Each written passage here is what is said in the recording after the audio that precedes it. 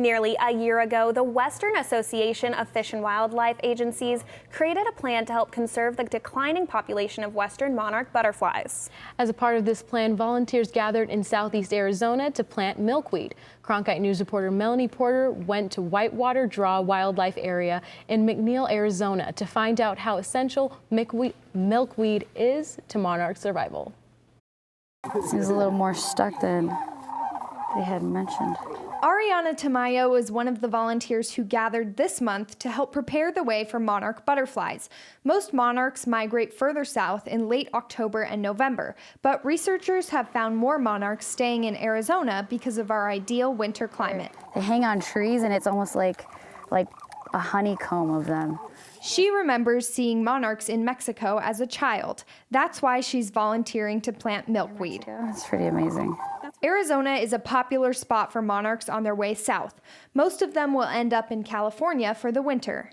There have been about 18,500 monarchs tagged, most of those in Arizona. Volunteers are gathered today to help prepare the way for monarch butterflies by planting milkweed. But as I've learned today, milkweed is completely dependent on the correct amount of water. We can add milkweed. We can make sure milkweed's available for monarchs. We can make sure nectar is available for the fall migration when they come through. We have no power over the weather.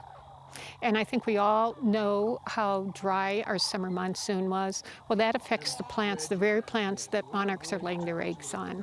This past summer was especially dry, which meant milkweed struggled to survive.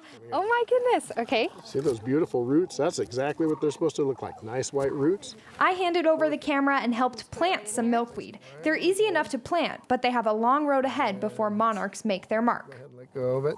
That's about perfect depth. So what comes next? Next year, we'll be looking at monitoring. So we'll come back, take a look at all of the milkweed locations that we planted, see what kind of mortality we had. With any habitat restoration effort, you do expect a certain amount of mortality.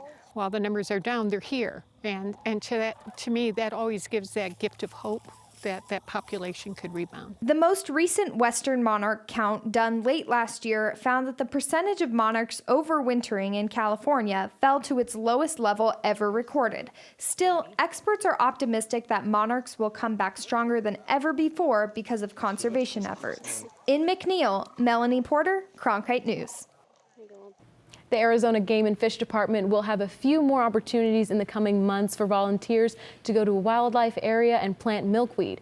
Event details can be found on their website.